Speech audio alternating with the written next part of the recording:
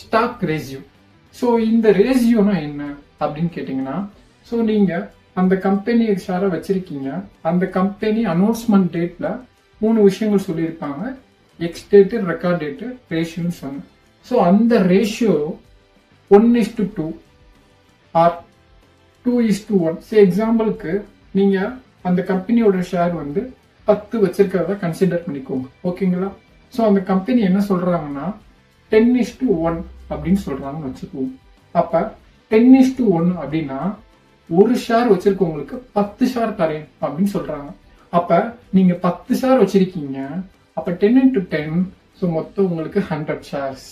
So இந்த 100 shares உங்களோட demat அக்கௌண்ட்டுக்கு வந்துடும் within 10 to 15 days. Okay, so அப்ப நீங்க எக்ஸ்டேட்ல ஷேர் வச்சிருந்தா மட்டும், எக்ஸ்டேட்க்கு முன்னாடி நீங்க ஷேர் வச்சிருந்தா மட்டும்தான் இந்த போனஸ்க்கு எலிஜிபிள். இந்த டாபிக்கை பத்தி டீடைல்டு வீடியோ டிஸ்கிரிப்ஷன்லயும் கமெண்ட் பாக்ஸ்ல ஃபர்ஸ்ட் கமெண்ட்லயும் பின் பண்ணிருக்கேன். Don't miss it.